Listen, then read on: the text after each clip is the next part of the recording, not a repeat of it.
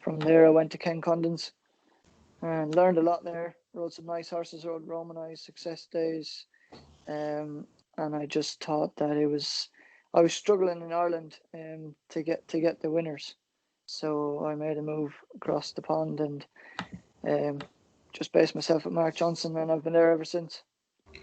That's fantastic. And what's your plans for this season? I had a good first season when I came over. I had 19 winners. I was slow enough last year. I only had 8, but just to ride as many winners as I can and keep fit and healthy. And with this COVID-19 in place now, it's going to be a tough year for everybody. So just keep the head down and keep working as hard as we can and stay safe, really. Yeah, you can do no more in these times. There's a lot of uncertainty about, and as I say, the season gets start at the minute. No one really knows where they stand. I suppose it's just from a stance from a jockey, you just want to get stuck in this stage. You don't mind what the fixtures will be. Absolutely, it's been a slow start for everyone and a tough time for everybody. I think we're all as keen as each other, and we all just want to get up and go and get racing now and progress. Yeah, that's it. What was your most memorable winner of your career so far? Most memorable. They all mean a lot to me. The most memorable highlight of my career was probably when I was second on Caspian Prince in the Rockingham, and I was just touched off by Battle of Jericho. That was a good day. Yeah, they're all good days when you win. Suppose that's the main aim of the game, just to win. What race would you love to win as a jockey? What one race stands out to you? I'd love to win the Derby. I think it's every jockey's dream to win a classic, but to win a Derby would mean the world to me. And who was your biggest idol growing up? What made you really want to be a jockey? What was the standout thing for you?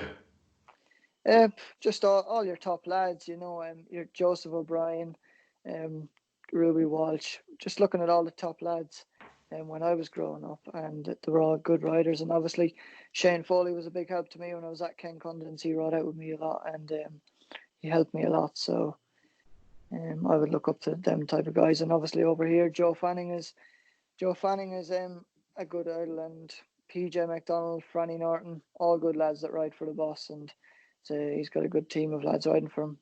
Yeah, Mark Johnson, he's a fantastic trainer. And what is life like in lockdown over there? Are you still riding out on a daily basis and all at the moment? Yeah, it hasn't really changed that much, to be honest. Obviously, we're trying to employ the social distancing in the yard. Yes. We've put the list outside so that we're not congregating in the tack room. But like I say, no, it's pretty normal, pretty day to day stuff. I suppose that's sort of half good. You need normality in your life as well. I suppose when racing gets back properly, then it'll just feel like it's normal time. You're missing the racing. You're doing all the work at the minute, but there's no end goal at the minute, is there? Like, absolutely, but we don't really. We're hoping to get back on the first now. But if they say we need to go on the first, we have to have the horses ready. So you have to keep them fit and keep them well, and just be ready for when it resumes, really. Yeah, that's what it's all about. And if you have 2 horses to give our viewers to follow this season, what would they be? I like Raffle Prize. She was impressive last year. Obviously, she won the Queen Mary and she won the Duchess of Cambridge Stakes, and she was just touched off then in Cheveley Park, and she went on to be second in the Primorny as well. So hopefully she can. She was tough last year, and hopefully she's had an easy winter and she's wintered well. So hopefully we see plenty of improvement from her and a successful year for her. Yeah, definitely so. The other one, probably King's Advice. He won 8 of his 11 starts last year.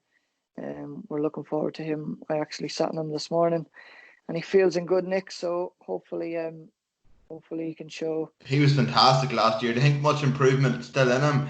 He rose through the handicap ranks last year. He was just winning and winning. I think he started off at 71 and he ended up in around 110. So that's a big improvement for any horse to do. And he was just improving every time. And look, like I say, he feels good. So hopefully we'll see what's. Yeah, no, that's fantastic. And riding for Mark Johnson, you never be short of ammunition there. He's a lot of horses and he also has a lot of jockeys, but suppose it's spread out equally. And Is there any horses in the yard you ride out more often than others, or would you be different horse every day?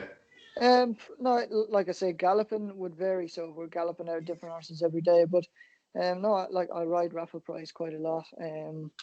Yeah, so she'd probably be the main one that I ride pretty much nearly every day. Um, but other than that, it's just sort of different horses every day, and yeah, different Suppose you get two-year-olds. the full feel of the yard then. If you're riding the same horses, you couldn't, but when you're riding all sorts, good. Like, but would you have any notion of coming back to Ireland in the future to ride, or are you set over there? I think I'm pretty happy here now. Like I'm based in a good yard. I'm in a good place, good team of horses, and obviously Mark, Deirdre, Charlie, they're very helpful to me. They're great people to work for, and I think you need a good stable behind you in this day and age because it's very tough if you don't have backing. Yeah, well, that's. I was on the phone today to Dougie Costello, and he said the same. Like, there's not opportunities. They're harder to come by now because the big stables have their own jockeys. So any opportunity you get, you really have to strive. But this, in the same aspect, there can be a handicapper open to improvement. It can change your whole season. You just strike up a good partnership. You can never tell. Like at the minute, there's no bubbles bursted. Like it's all to play for, isn't it?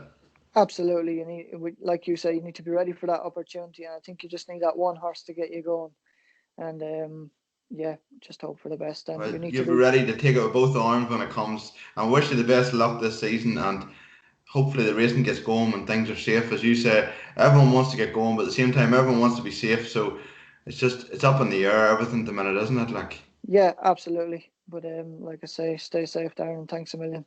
thank you very much. Yeah, Cheers. thanks very Thanks. much.